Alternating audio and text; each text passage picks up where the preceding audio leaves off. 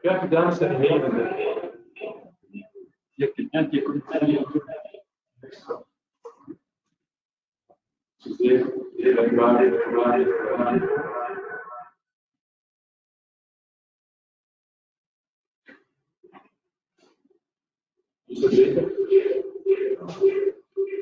Quelqu'un qui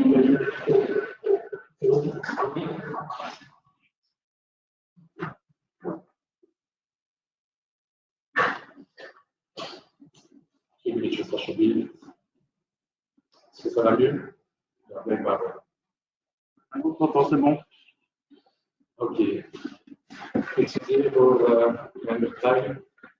Geachte dames en heren, goedenavond en welkom op deze tweede gewone activiteitsvergadering van de KVHB van 21. Mesdames et messieurs, bonsoir et bienvenue à cette deuxième assemblée générale extraordinaire de 2021 de l'AMH. Avant d'aborder le point central de la soirée, j'aimerais vous communiquer ceci. Proficiat aan Gantois bij de vrouwen en Dragon bij de mannen voor hun nieuwe titel van kampioen van België.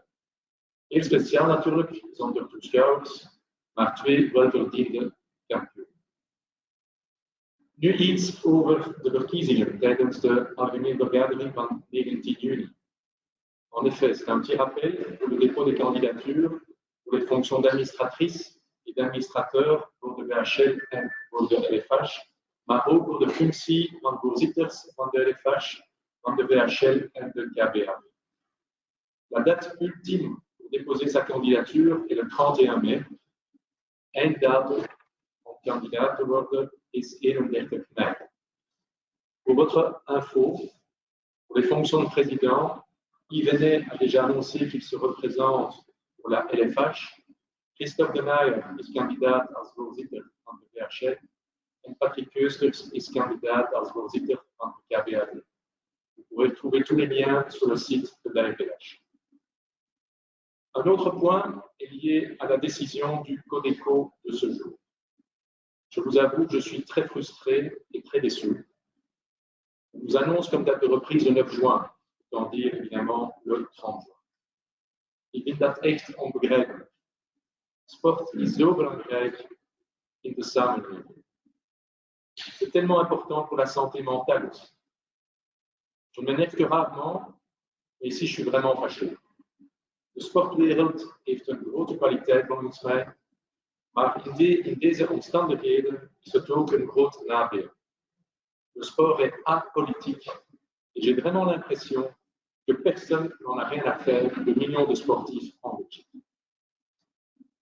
Dit gezegd zijnde, we zijn hier samen vanavond om over de formule van de kampioenschap te beslissen. Une DH à 12 ou une DH à 14. Avant que Serge ne présente plus en détail les deux formules et qu'ensuite vous ayez le temps de réagir, j'aimerais quand même remettre les choses en perspective.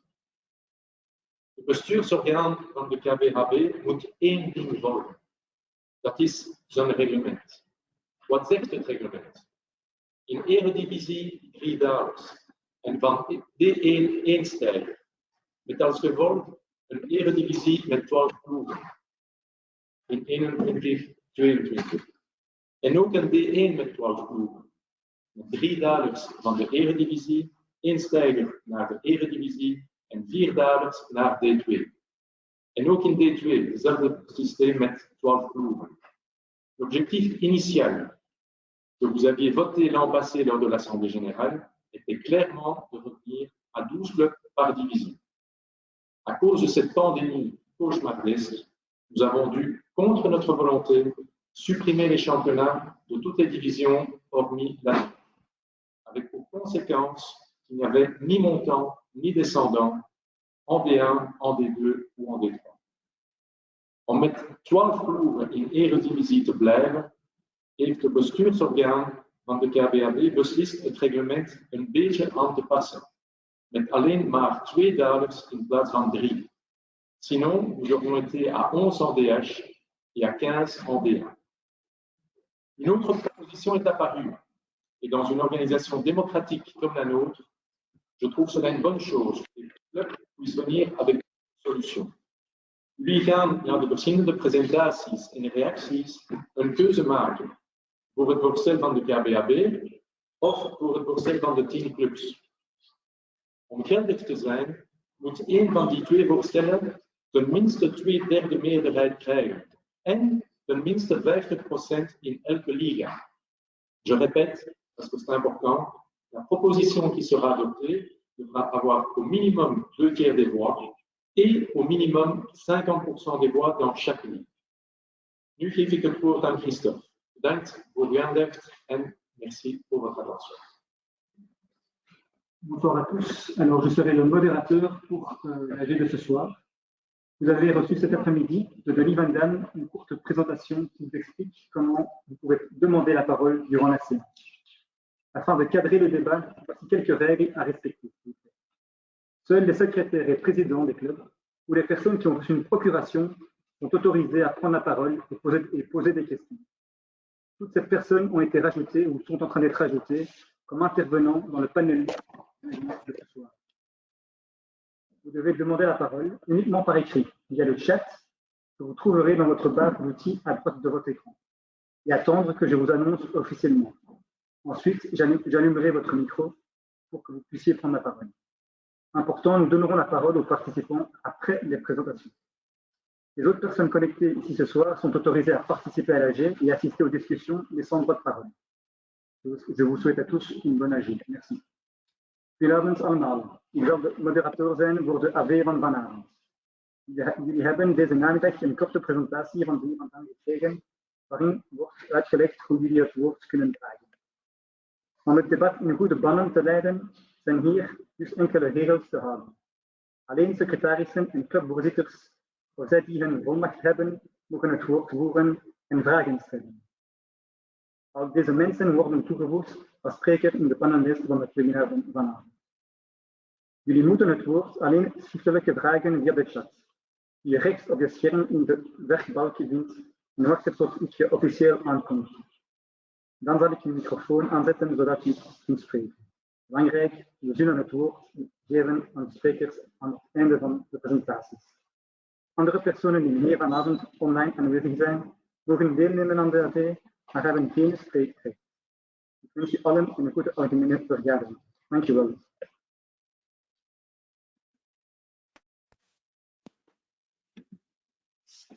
Goedenavond allemaal, bonsoir à tous. Donc, de ma part aussi, bienvenue à tout le monde et chouette que vous soyez tous présents ce soir pour cette AG extraordinaire. Peut-être juste brièvement vous expliquer un peu l'agenda de la soirée. Dus de kleine introductie hebben jullie reeds van Mark ontvangen. Daarna ga ik het woord laten aan Mathieu Bertrand, die namens de 10 clubs hun presentatie zal voorleggen van het voorstel van de club, zoals dat Mark er net heeft uitgelegd, naast het voorstel van de KBAB. Moi-même, je vous expliquerai la proposition de l'RBH. Nous laisserons, comme Christophe vient de vous l'expliquer, le temps pour avoir un débat et que tout le monde puisse prendre la parole en le demandant par écrit, et Christophe vous donnera la parole, et comme ça, on pourra suivre le débat jusqu'à ce que tout le monde aura pu poser ses questions. En dan zullen we overgaan tot de stemming die nadien voorzien is. On va devoir maintenant passer à la présentation des clubs. Mon slide n'avance pas. Voilà. Donc, Christophe, si tu peux laisser la parole à Mathieu Bertrand. Comme ça, Mathieu, bonsoir. À toi l'honneur de présenter votre proposition.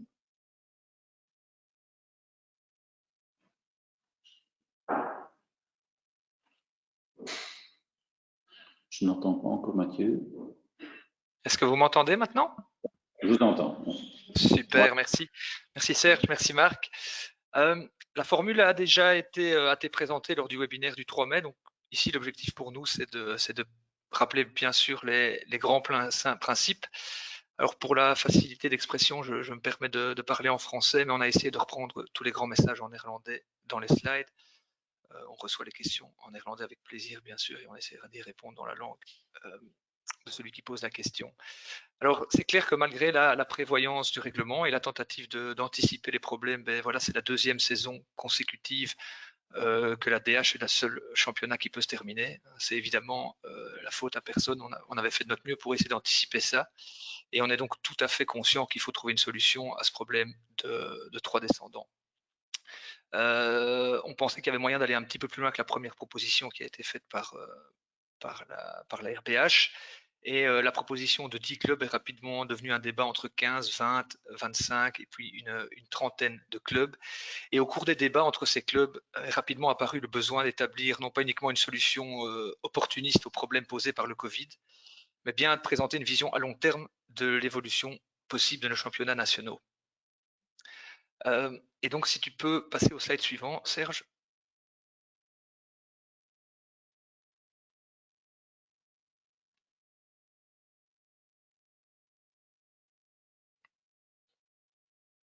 Je vais déjà démarrer le temps que le slide passe. Mais donc, le hockey a toujours été visionnaire dans l'adaptation de ses règles, de ses infrastructures, ses techniques de formation.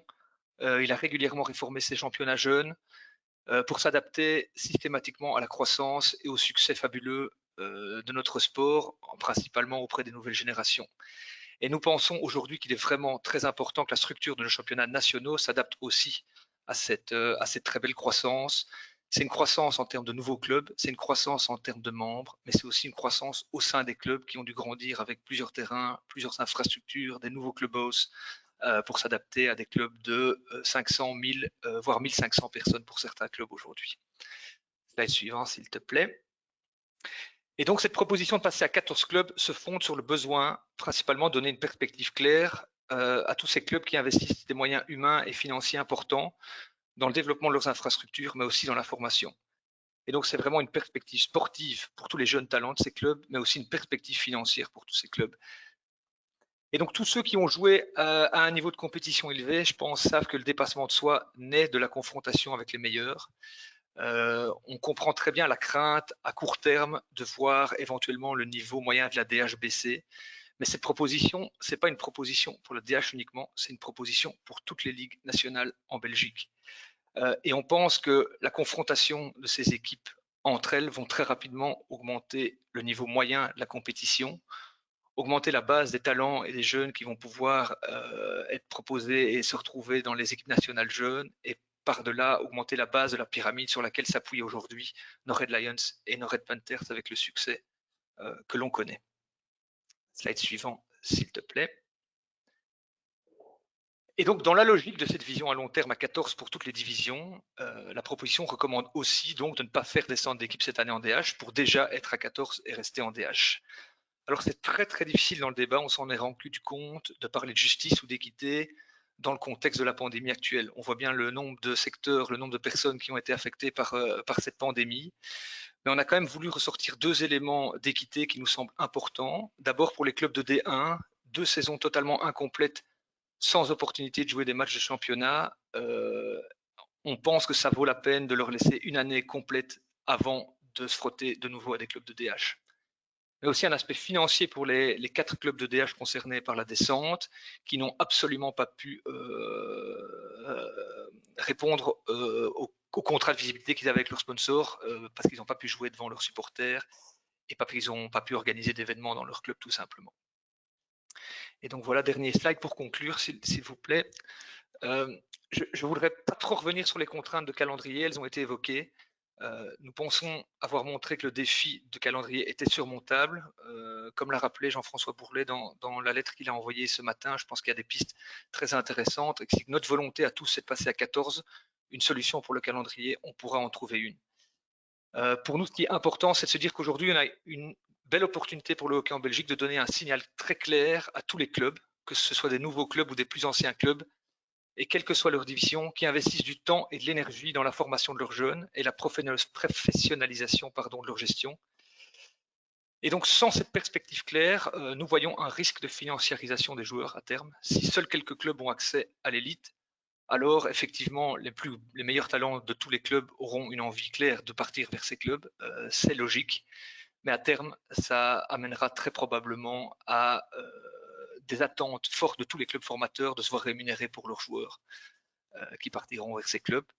Je pense qu'on a réussi à sortir de ce paradigme au hockey pendant de nombreuses années en s'adaptant, et je pense que ce serait une idée vraiment intelligente d'éviter d'aller dans ce débat qui peut selon moi être très dangereux de commercialisation d'êtres humains et de joueurs.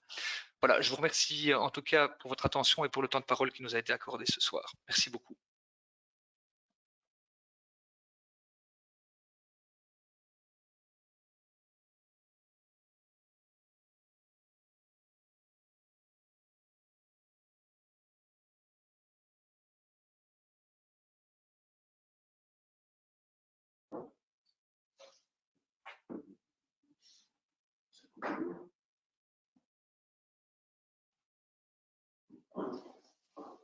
Ok, vous m'entendez? Voilà, très bien. Merci Mathieu pour ta présentation et l'explication un peu de vos pistes de recherche. Ik zal nu even overschakelen. Je vais vous expliquer un peu la raison pour laquelle l'organe d'administration de la RVH a décidé de maintenir sa proposition malgré la contre-proposition des clubs. Et je vous expliquerai un peu les raisons pour lesquelles il nous a poussé à opter pour cette option-là. Tout d'abord, comme disait Marc dans son introduction, le but de loi de la RVH, c'est d'appliquer les règlements. Les règlements, au début de la saison, étaient très clairs. Et donc, comme la DH a été jouée, nous semble tout à fait logique que, tout comme il y a eu les champions qui ont été désignés, que également les équipes qui sont terminées secondes, dernières et aussi comme conséquence qu'elles doivent descendre en National 1. Comme Marc l'expliquait, le problème, c'est que le règlement actuel, et on avait essayé d'anticiper pas mal de choses dans notre règlement sportif, malheureusement, on ne pouvait pas s'attendre que la DH pouvait jouer et que les autres ne pourraient plus. Pour rappel, la seule raison pour laquelle la DH a pu jouer et terminer son championnat cette année-ci, c'est parce que nous avons obtenu une dérogation de la part des cabinets de ministres pour le fait que nous avons nos joueurs olympiens qui pouvaient ainsi mieux se préparer pour les Jeux olympiques et que, à la fin du championnat de DH, sont déterminées des équipes qui participeront l'année prochaine aux Coupes d'Europe, que ce soit en dames ou en messieurs. Donc, clairement, le règlement actuel stipule qu'il y aurait normalement 3 équipes qui devraient descendre en National 1. Malheureusement, comme il n'y a pas de montée en National 1, ça signifie que on se retrouverait avec une DH à 11 équipes et une National 1 à 15 équipes. Pour éviter ce problème d'équipe ou de division impaire et donc d'avoir des bails, le loi de la RVH voudrait vous soumettre ce soir la possibilité de limiter le nombre d'équipes qui descendent au lieu de 3 à 2.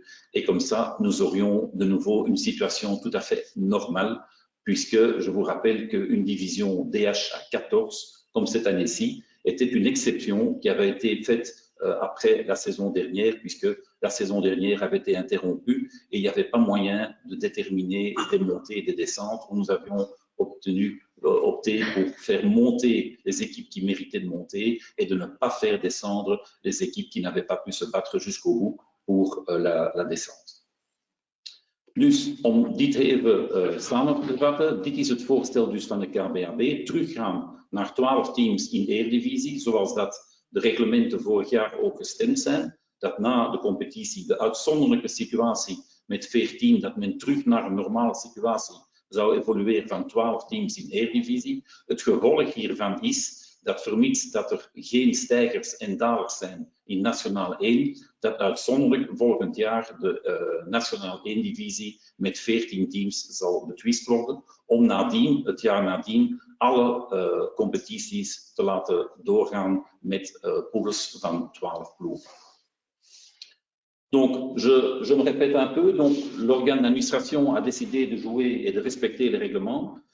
En plus, au niveau de la DH, la THL, donc, qui est le groupement des équipes réunies au niveau des divisions d'honneur, ils ont, eux, ils ont voté à une majorité de plus ou moins 65% pour de retourner à un championnat à 12 et de préférence un championnat linéaire.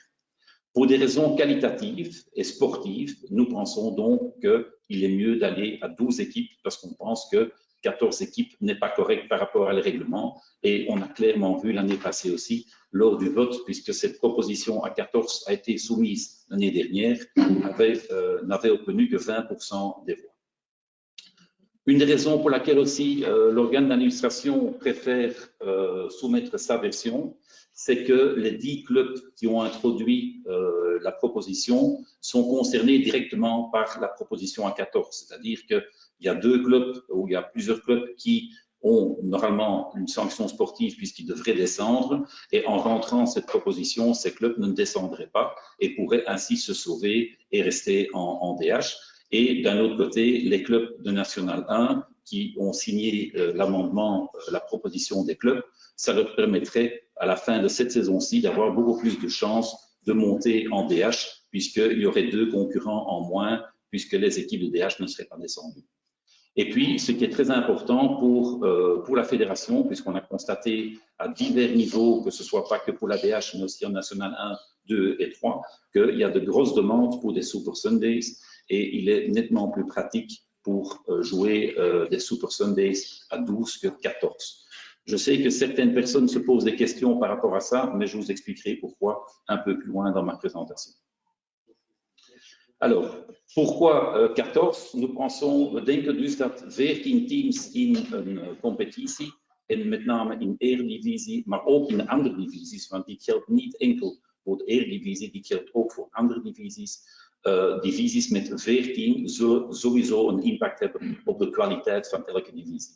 We stellen toch vast, ook in Eredivisie dit jaar, dat de 2 laatste teams toch beduidend zwakker waren dan de rest van de teams en dus zo de competitie verzwakken.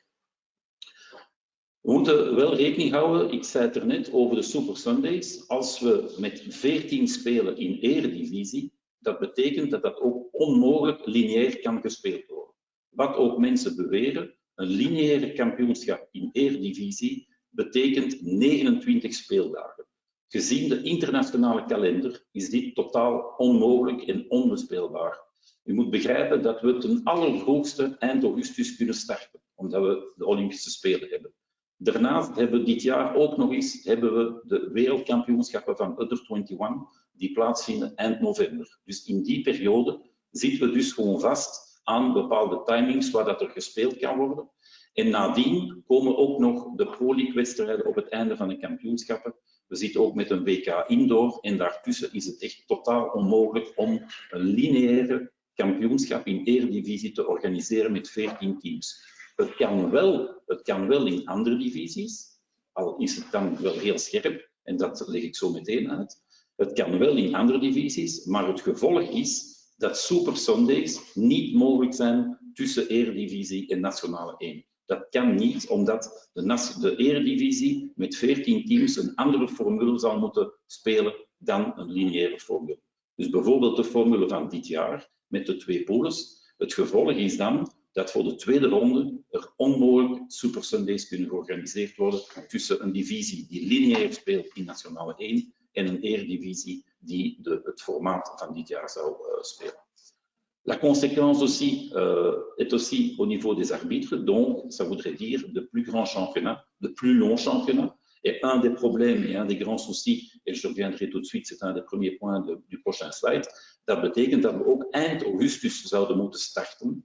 En we weten nu al dat september een heel moeilijke maand is om scheidsrechters te vinden die voor alle jongeren ook nog studeren en op dat moment op vakantie nemen. Als we eind augustus moeten starten, en dat zal dan ook noodzakelijk zijn als we in Nationaal 1 met 14 teams zouden spelen, dan krijgen we echt een zeer groot probleem met scheidsrechters. Dus als we kijken, als we de impact bekijken op de kalender. Donc l'importance, comme je disais, le grand problème c'est que si on joue avec 14 équipes, et Mathieu parlait que c'est faisable, que c'est possible, oui, c'est exact, ce n'est pas possible en DH, qu'on soit bien clair, mais c'est possible dans d'autres divisions, mais, je dis bien un grand mais, il faut bien se rendre compte que si on joue en linéaire à 14 équipes, ça signifie que chaque année, nous débuterons en fin août.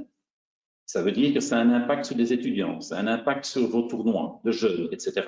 Donc, les championnats devront débuter fin août chaque année. Je vous rappelle que le règlement ne permet pas de postposer des matchs. Dus je kunt geen wedstrijden verplaatsen of verlaten in de Belgium League. Dat betekent dat de wedstrijden kunnen vervroegd worden, maar niet verlaten. Dus je gaat sowieso eind augustus moeten spelen. Er zal zonder stop gespeeld worden tot eind november, dus net voor de indoor.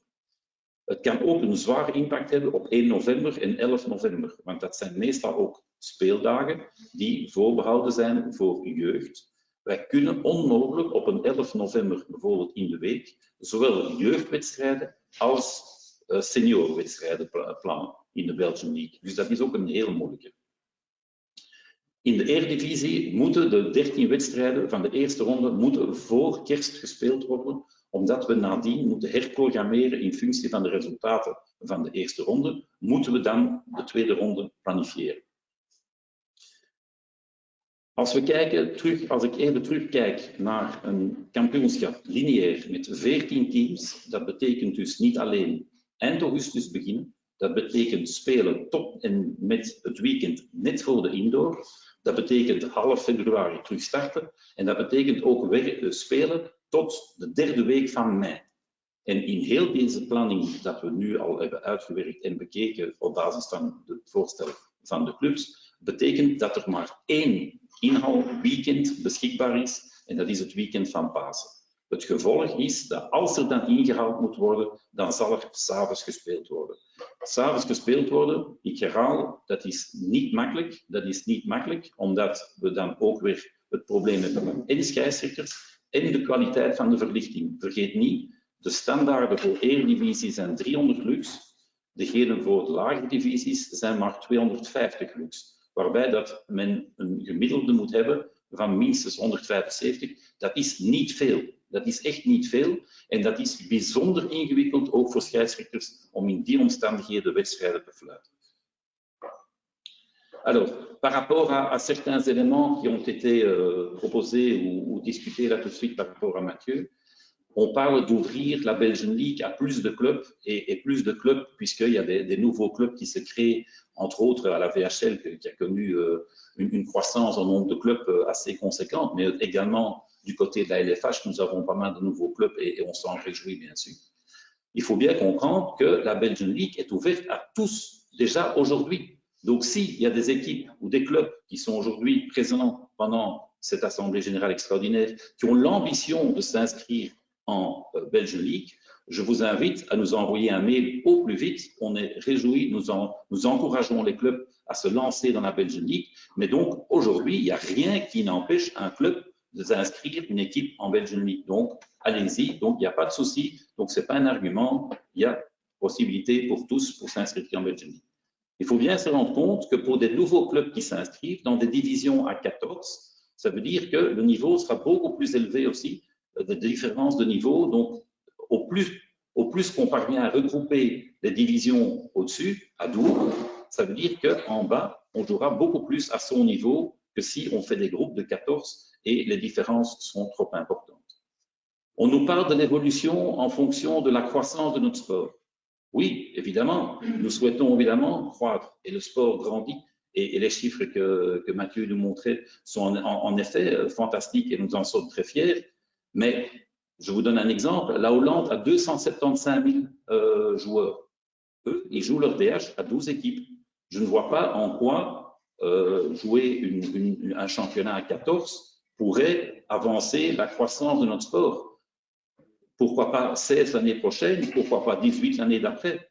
Nous pensons et nous sommes convaincus que des divisions à 12 ont le grand avantage, et non seulement en DH, mais également dans les autres divisions, d'avoir des championnats beaucoup plus homogènes, avoir des équipes qui peuvent se battre l'une contre l'autre. Et voilà, ça c'est la raison pour laquelle nous préférons rester à 12. Un des éléments qui était mis, c'était de dire que bon, il y a une inégalité par rapport au règlement sportif, c'est vrai, puisque nous proposons qu'il n'y ait que 2 descendants au lieu de 3, mais la conséquence de ceci, c'est qu'il n'y a aucune équipe qui est dupe, puisque nous donnons la possibilité à 2 équipes, c'est-à-dire les troisièmes dans les divisions honneur messieurs et dames, nous leur laissons la possibilité éventuellement de rester en DH. Voilà, j'espère que mon explication a été claire. Je crois qu'on est au bout maintenant des présentations, donc je propose que Christophe nous dise un peu s'il y a des questions, que ce soit pour Mathieu ou pour moi-même, ou voilà, nous sommes ouverts à toutes vos questions. Dus aarzel niet om jullie vragen te stellen in de chat. Christophe zal jullie het woord verlenen, hij zal jullie ook het beeld verlenen en dan kunnen jullie het woord voeren en vragen stellen naar wie u wenst. Voordat we beginnen, er is een kleine technische opmerking. Dus om vragen te stellen en een woord te vragen, mag dat alleen maar op een PC, een computer en niet op een smartphone. Et pour pouvoir demander la parole, c'est possible uniquement techniquement sur un ordinateur et pas sur un smartphone. On a Mathieu Bertrand qui souhaite réintervenir. Mathieu, la parole est à toi. Merci, c'est gentil. J'ai deux, trois petites réactions, je me permets, après ta présentation, Serge.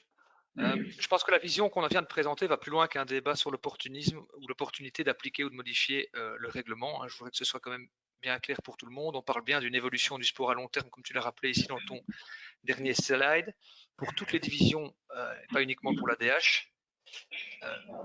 Donc ça, c'est un premier point. Le deuxième point, je trouve que pour une fédération qui a réussi à faire tellement de choses impossibles ces 15 dernières années, je crois que le nombre de choses impossibles qu'on a fait, que ce soit au niveau des clubs ou au niveau des équipes nationales, est juste fabuleux. Le défi du calendrier à 14, j'ai du mal à entendre le mot impossible. On parle du mois d'août, mais je pense vraiment qu'ensemble, on peut aller chercher beaucoup d'autres solutions. Je me rappelle que quand on a mis en place les Super Sunday, c'était impossible pour la moitié des clubs. C'était inimaginable de faire jouer les dames le dimanche. Aujourd'hui, c'est devenu une évidence pour plein de gens. Si demain, on parle par exemple de matchs avec des terrains beaucoup mieux éclairés que par le passé le vendredi soir pour lancer les week-ends des clubs, pourquoi pas, ça pourrait très bien devenir une institution, les 4 Super Friday par an, ce genre de choses-là. On peut trouver des idées vraiment fabuleuses pour faire vivre nos clubs. Et donc, vraiment entendre le mot impossible pour le calendrier, je n'y crois pas. Voilà, merci pour m'avoir laissé une petite réaction.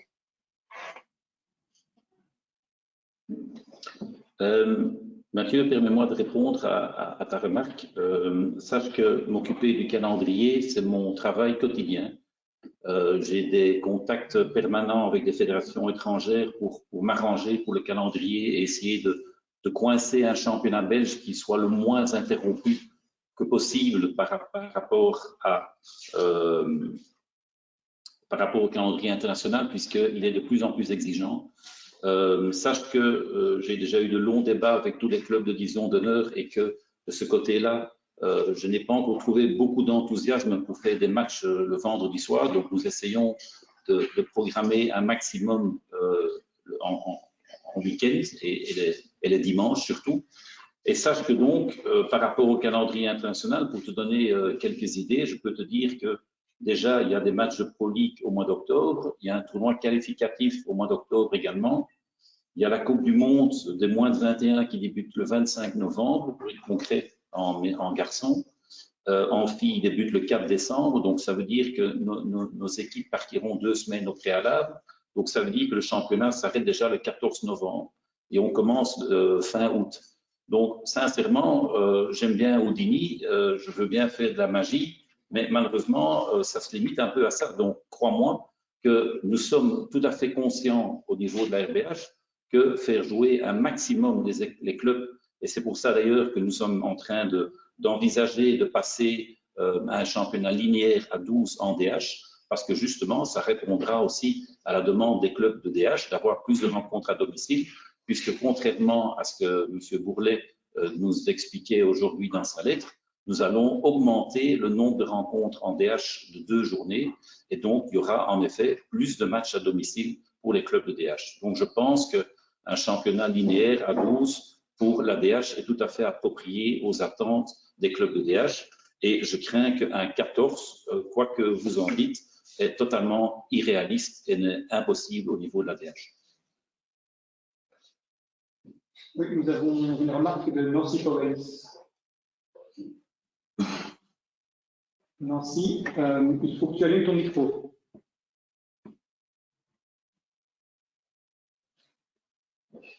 Nancy, si tu m'entends, il faut que tu allumes ton micro pour pouvoir parler.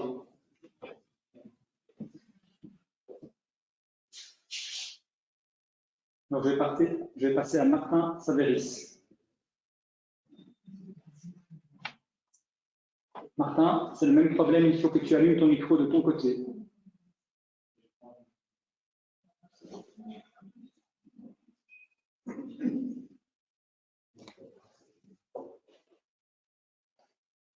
Donc, pour pouvoir parler, il faut aussi allumer son micro.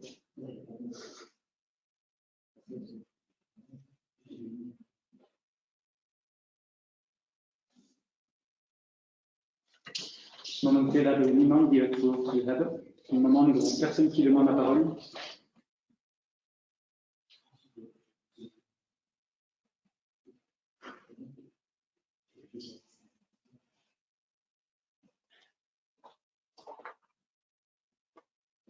Nancy, pas encore.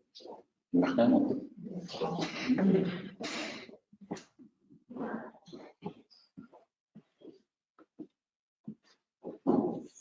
Als er nog vragen zijn, s'il y a des questions, n'hésitez pas.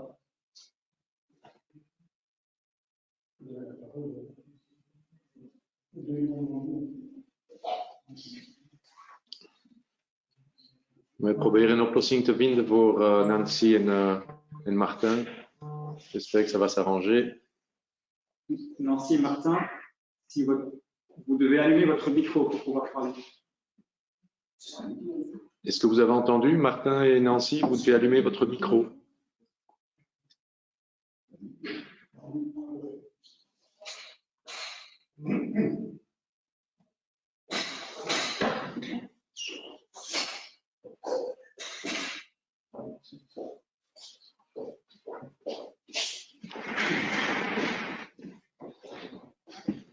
Jullie moeten op een computer zijn, moet te hebben. Vous devez être sur un ordinateur pour pouvoir prendre la parole. Techniquement, ça ne marche pas sur un smartphone. Het werkt niet op het smartphone.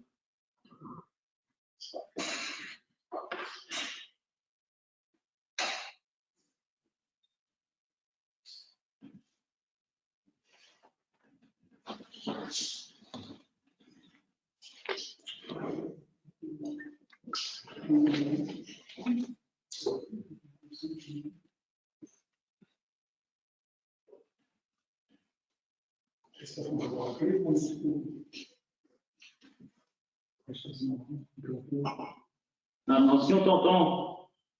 Oui, merci pour le son. Il est là. Je vous remercie de me l'avoir donné parce que c'est. Bonjour à tous et merci d'avoir accueilli enfin cette discussion que je souhaite depuis des mois et que je souhaite pouvoir se poursuivre pour l'évolution des championnats. Je pense qu'on a vraiment à grandir, à écouter et à discuter avec tous les clubs.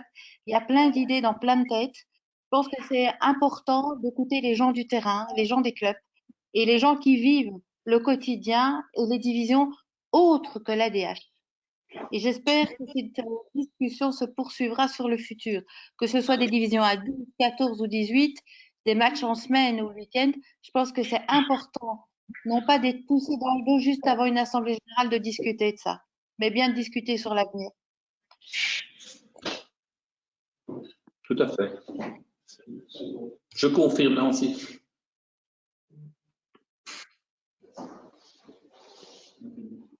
C'est vous qui devez enlever le son comme vous me l'avez donné. Hein. Merci quand même. Merci Nancy. Merci, Nancy. Est-ce que Martin est accessible maintenant, Christophe?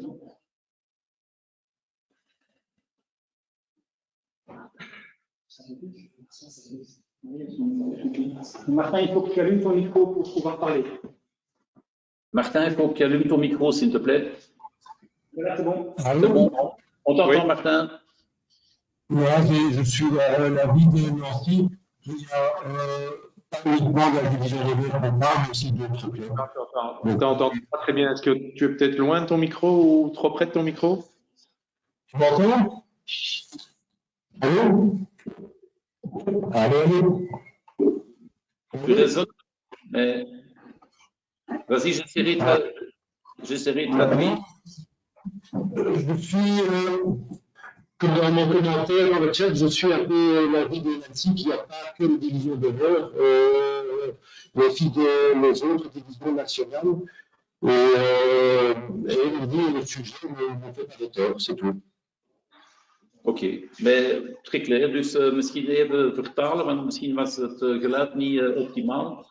Dus Martin beaamde hetgeen dat Nancy ervoor ook had gemeld, dat het interessant zou zijn om een debat ook te voeren buiten de Eredivisie rond de Belgium League. Maar ik kan jullie daarbij ook al geruststellen dat het ook onze betrachting is om een forum te creëren waarbij dat er ook een uitwisseling zal zijn rond de Belgium League en niet enkel rond de Eredivisie, maar ook rond de andere divisies. Donc de notre côté, nous sommes tout à fait du même avis que Nancy et Martin, c'est de créer un forum pour permettre également d'avoir des débats autour des compétitions autres que l'ADH et au sujet de la Belgian League. Donc c'est quelque chose que nous allons mettre en place puisque je pense qu'en effet c'est amplement nécessaire.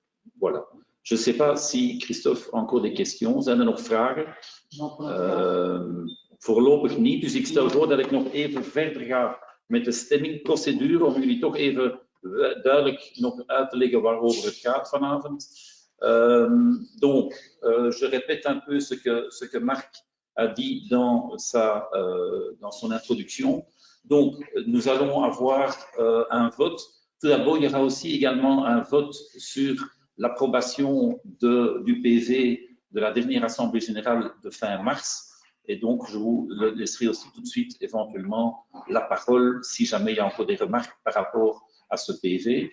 Donc, vous allez choisir entre deux propositions au niveau de la structure des championnats.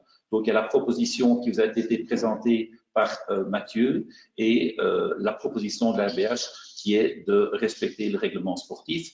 Et donc, il y aura besoin d'une majorité à 2/3 des voix pour qu'une des deux options soit celle qu'on retiendra.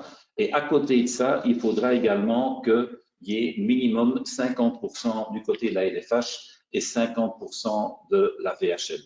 Alors, très important, qu'est-ce qui se passe si jamais ni l'un ni l'autre proposition n'arrive à cette majorité de 2/3?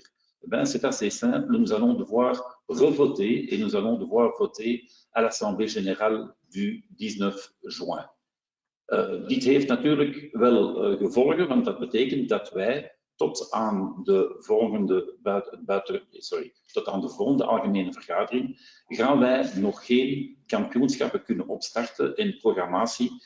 Want er zal nog geen duidelijkheid zijn of dat we met 14 of met 12 teams in Eredivisie zullen starten volgend jaar. Donc, si jamais il y a ni l'une ni l'autre proposition qui obtiennent les 2/3 de majorité avec les 50% dans chaque ligue, ça voudrait dire que nous devrions reproposer, soumettre une nouvelle proposition, et ça pourrait être la même, lors de l'Assemblée générale du 19 juin, où, pour être bien clair, il faudra à nouveau les 2/3. Donc, ce n'est pas à ce moment-là qu'on mettra au vote les deux propositions et que c'est la proposition avec le plus de voix qui sera reprise. Ce sera vraiment à nouveau un 2/3 de majorité qui sera nécessaire pour pouvoir appliquer la nouvelle règle.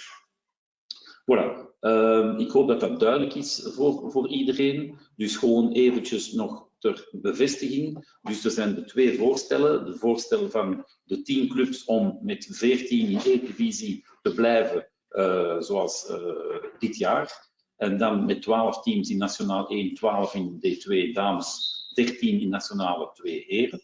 En naar 14 teams over te schakelen vanaf het seizoen nadien.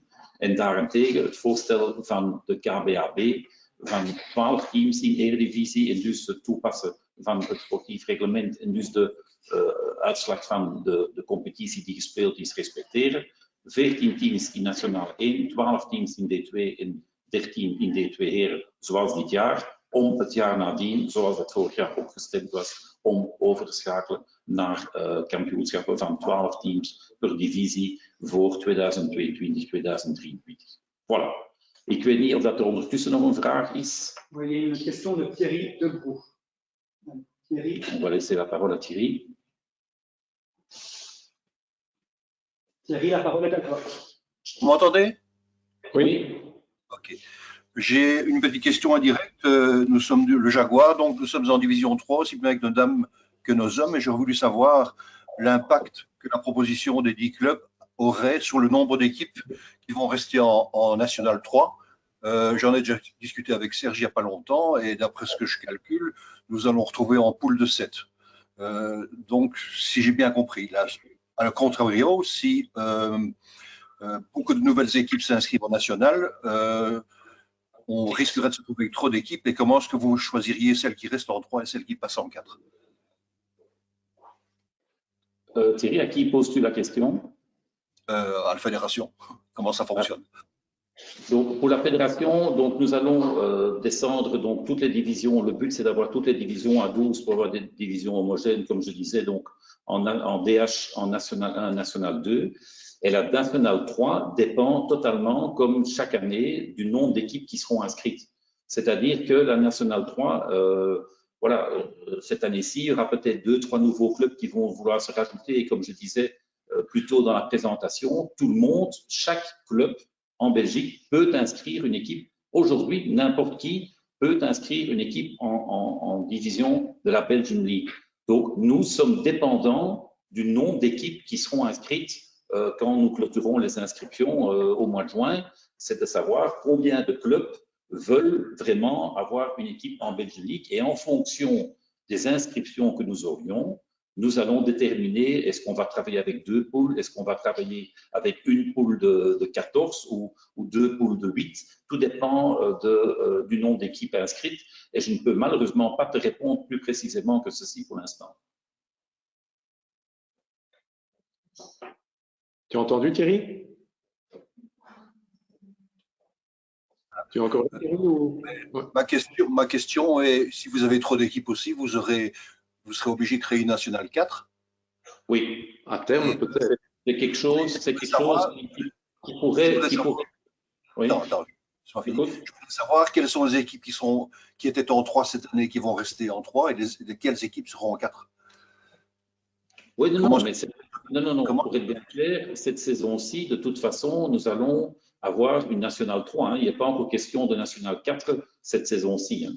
C'est quelque chose qu'on pourrait envisager à terme, mais pour cette saison-ci, ce sera de toute façon une National 3 et en fonction du nombre d'inscrits. Et puis, on pourrait, ça c'est quelque chose qu'on doit débattre au sein de l'organe d'administration de la RBH, décider en fonction des nombres d'équipes qu'on introduise dans le règlement sportif, en effet, un système pour la National 3 cette année-ci, où, admettons qu'on dise, voilà, on a 16 équipes et qu'on décide que l'année prochaine, on divise la National 3 et la National 4. Ça, c'est envisageable, oui.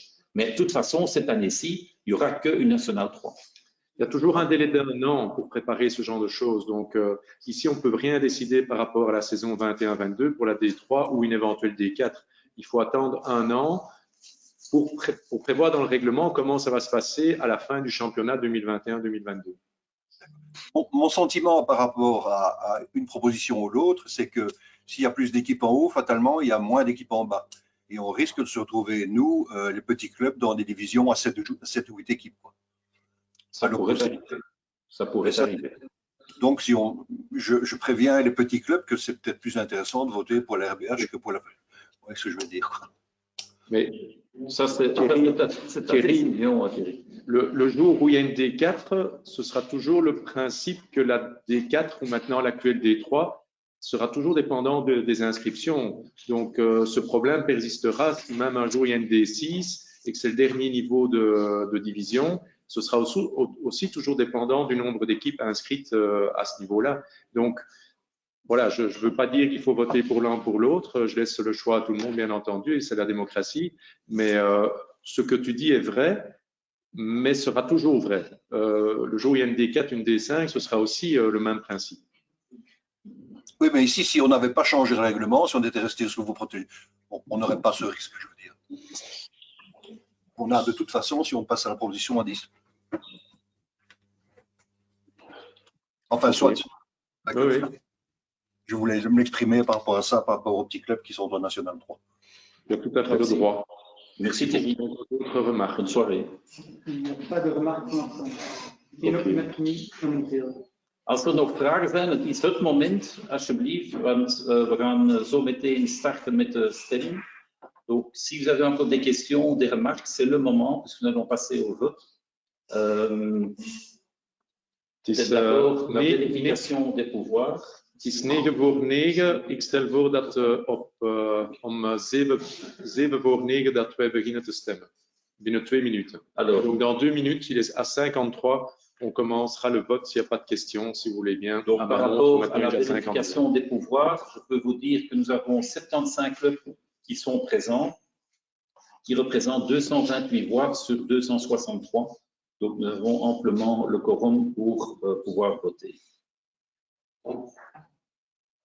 Encore une trentaine de secondes. Juste pour rappel, donc, on vous soumettra également l'approbation du PV de l'Assemblée générale extraordinaire du 23 mars. Dus het procesverbaal van de buitengewoon algemene vergadering dat ik jullie ook per mail had laten geworden, vragen wij ook jullie goedkeuring. Ik weet niet of dat daar eventueel nog vragen omtrent waren. S'il y avait encore des remarques ou des questions par rapport au PV de l'Assemblée générale extraordinaire du 23 mars, n'hésitez pas non plus à poser vos questions. On y vous répondra bien sûr avec plaisir. Donc,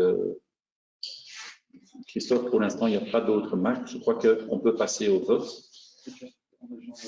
Voilà, donc le lien a été envoyé, donc tout le monde peut passer au vote. Et donc, on fera un petit break, le temps de récolter les voix. J'en profite pour remercier Philippe Van Erkel, qui est le scrutateur. Dus Philippe Van Erkel, voorzitter van Lara Hockey Club, is hier ook aanwezig om na te kijken dat alle stemmen vlot verlopen en alles reglementair verloopt. Voilà. Ik dank jullie alvast ook allemaal voor jullie aandacht en jullie aanwezigheid. Je propose que dans 5 minutes, on reprenne la parole. Je suppose que pour les 2 questions, ça ne va pas mettre trop de temps. Dus ik stel voor dat wij binnen 5 minuten dat wij echt beginnen met 8 minuten? 9 minuten. Oké, om 9 uur echt beginnen wij. Dus nog 6 minuten. Ok, j'avais mal compris.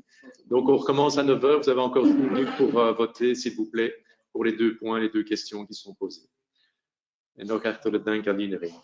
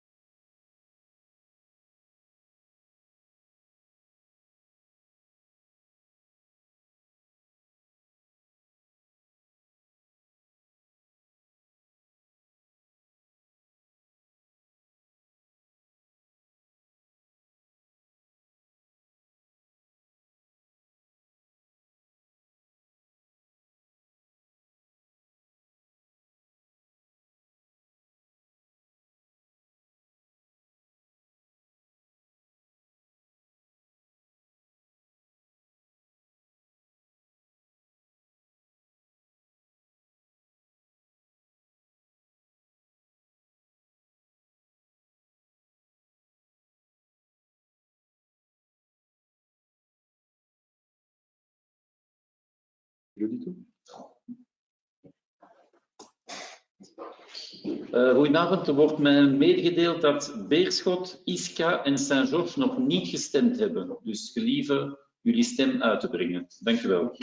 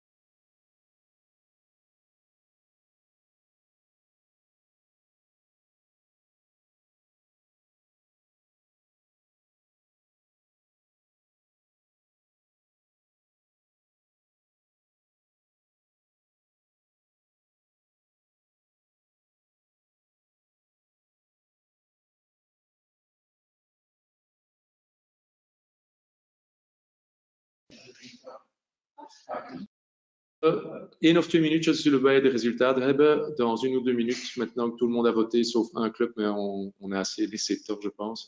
Dus wij gaan nu de resultaten zeggen binnen 1 of 2 minuutjes. Encore 1 ou 2 minutes. Merci.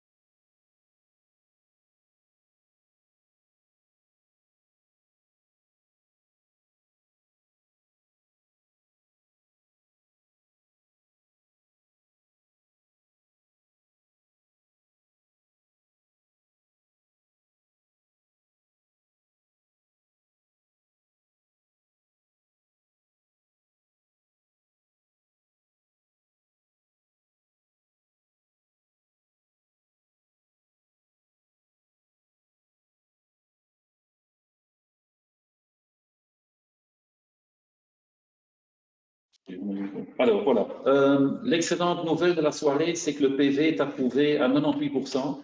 Donc ça, c'est déjà une très bonne nouvelle.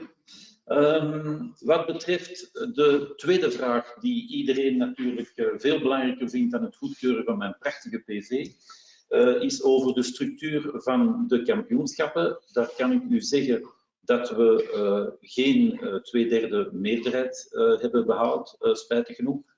Donc, la proposition de la RBH a obtenu le plus de voix avec 58,67% par rapport à 41,33% de la proposition des clubs. Donc, ça veut dire qu'il n'y a pas 2/3 de majorité. Et donc, en plus, la proposition de la RBH a été votée à 85% par les clubs de la VHL, mais que par 37% des clubs de la LFH. Donc, ça veut dire que nous n'avons ni 2/3 de majorité, ni les 50% requis du côté de la LFH. Il faudra donc repasser à un vote lors de l'Assemblée générale du 19 juin. Dus aangezien dat er geen 2/3 meerderheid bestaat, omdat het KBAB-voorstel 58% haalt, dat zijn geen 2/3 meerderheid. En het feit dat langs Franstalige kant er slechts 37% van de club hebben gestemd voor het voorstel, is daar ook geen 50% meerderheid. En het gevolg is dus dat er opnieuw zal gestemd moeten worden op de algemene vergadering van 19 juni. Voilà, dat is al hetgeen dat ik vandaag jullie wou vertellen. Donc, ceci clôture cette assemblée générale extraordinaire. Je vous remercie tous de votre présence et je vous souhaite encore une bonne soirée. Goedenavond, bonsoir tout le monde. On se revoit en juin de toute façon. Tot dan.